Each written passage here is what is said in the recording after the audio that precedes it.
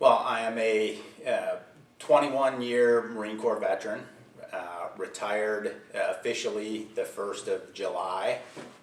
So it's been about 3 weeks that I've officially been out. In the Marine Corps, I did both the enlisted side as well as the officer side. I was a heavy equipment operator as an enlisted Marine, went on MSG duty, and then applied for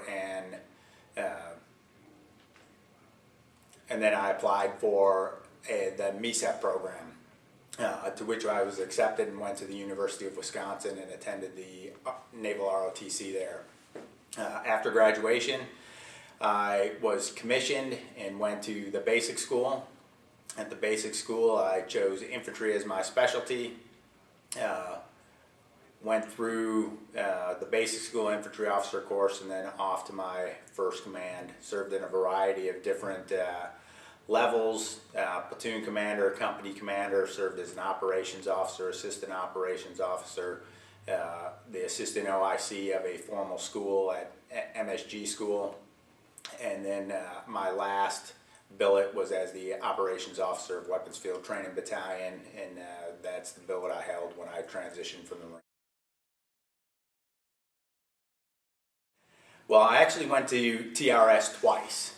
So I went to the first transition readiness seminar in June of 2011, and that was about 1 year out from when I anticipated that I was going to submit for retirement. Through the course of the transition readiness seminar, I realized that that was not nearly enough time to prepare for transition. So I actually extended another year for my retirement. So I requested to stay in the Camp Pendleton area. My monitor kept me at my same position for that year. And then I attended the new GPS seminar, the first iteration of it, at MCRD in October of 2012. So I was able to see the difference between the two.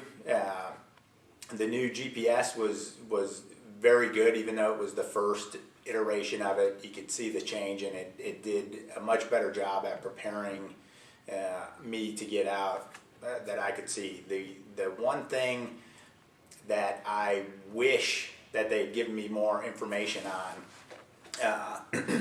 was more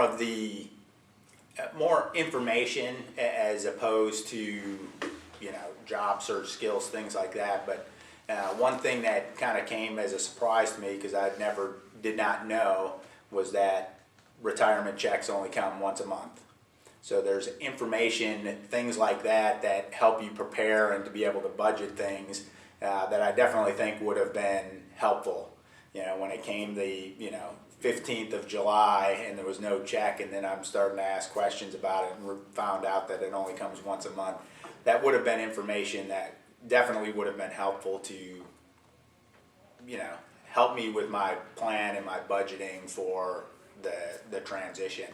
And there's probably other things along those lines as far as that would be helpful as far as working the VA system for health and medical, those kind of things, because it's a different animal than the active duty side of things. Did you go through the pre-retirement seminar? I did. Okay, and those issues weren't addressed there? I do not recall ever hearing that retirement checks came once a month. I guess I just assumed it was every 2 weeks. Okay.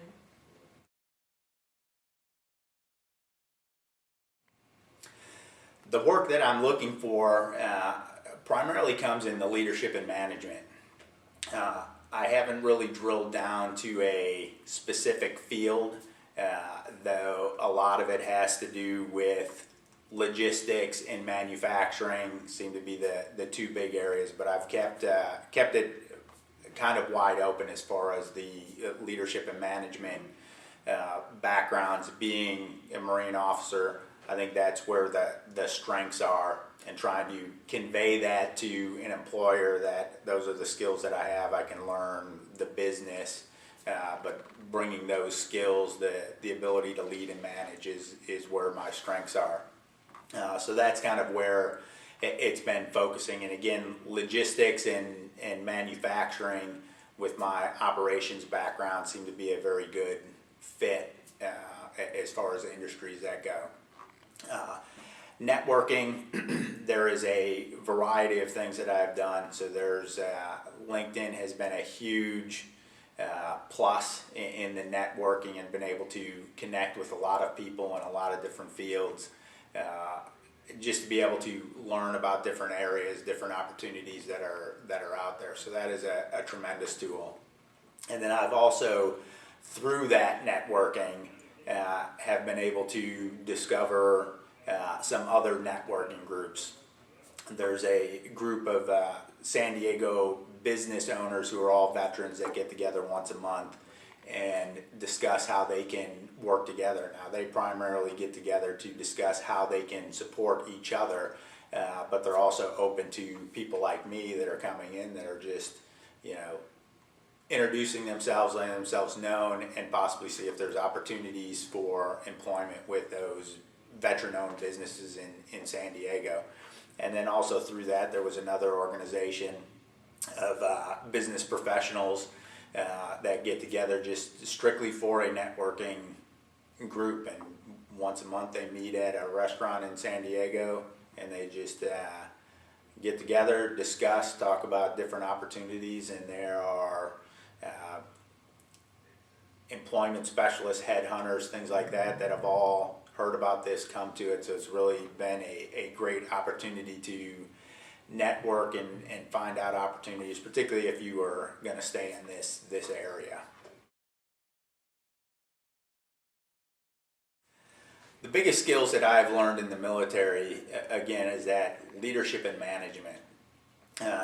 The ability to lead people. I've been able to hone that as a military officer, as a Marine Corps officer, to understand people, identify strengths and weaknesses, determine the best use and utilization for those people and their skills, and to be able to have successful outcomes and meet missions. So I think that is probably the biggest skill that you learn in the military, particularly as an officer, is that ability to see people, and understand their strengths and weaknesses, what makes them tick, and how to best utilize them. And particularly through the course of some of the interviewing that I've done, it definitely seems like something that is a more honed skill that military people have than a lot of the civilians have. So that ability to be able to read people and get to know them and understand them, which is truly a trait of the Marine Corps. Somebody at some other company, I don't think they learn or understand the people that work below them to the level that Marines do. Truly understanding the ins and outs of their families, the hardships that they're going through, the struggles that they have, when their kids' birthdays are, things along those lines.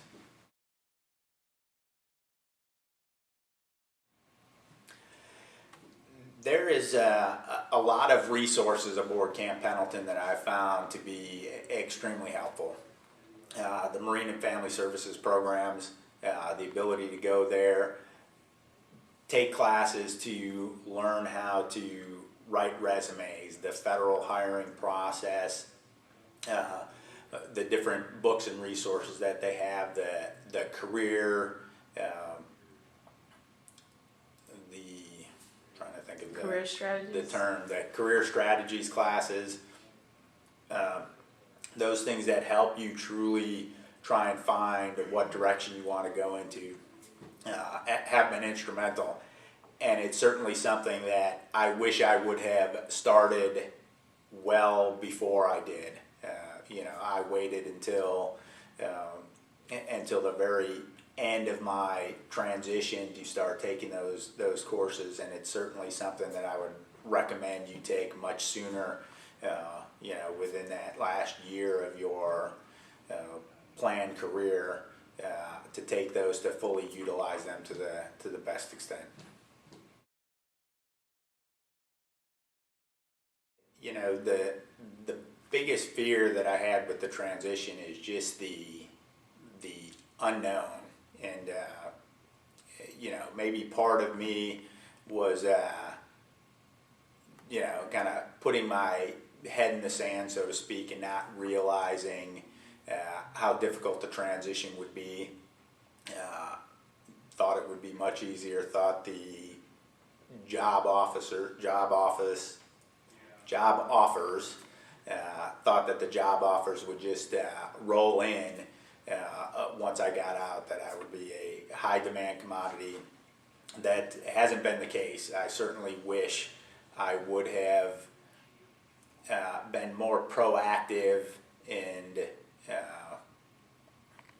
you know, not so naive about it much earlier on. Started my job search, resume writing, you know, interviewing techniques, started all that stuff well early to go through. I certainly didn't expect that that I would have a period of unemployment. I thought that, you know, I would transition out of the Marine Corps, and while I was on terminal leave at some point, that I would get an offer and, you know, and immediately roll into the next job.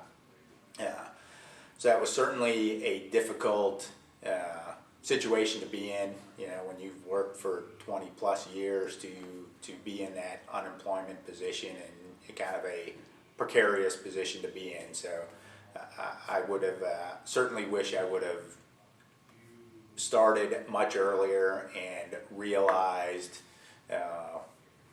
you know, the difficulties that I would face, and come to grips with that much earlier.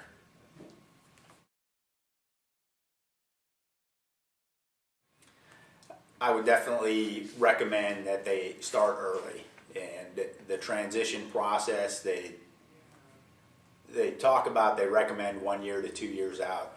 I would definitely recommend the 2 years out, and you know, even if you are unsure, it doesn't hurt to start and be prepared. The other piece of advice is that you need to be proactive and stay on top of it. You need to develop a plan early, and you need to stick with that plan, particularly if you're starting 2 years out. Even with me, I started 1 year, decided it wasn't enough time, extended it.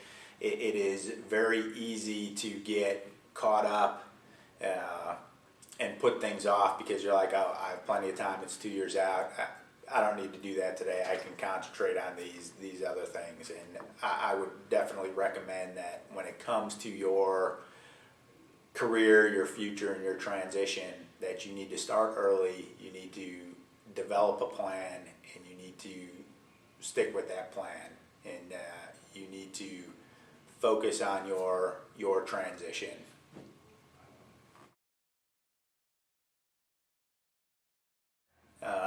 You know, I would just say that you need to be prepared for the transition, both, you know, as well as preparing your family for the transition. It's going to be a big change.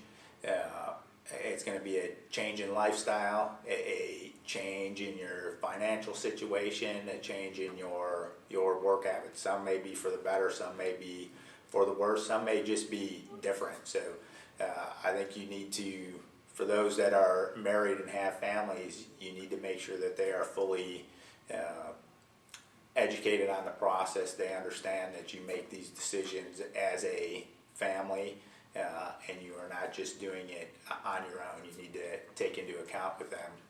And you really need to do your research to find out what's best for your family, whether that's staying in the area where you're transitioning from, whether it's going back home or some other location. You need to look at all the intangibles of those locations, the different aspects of where you're going. You know, a job may sound great, but if you're going to an area where there's high crime, a depressed community, those kind of things, it's not something that may be best for you and your family.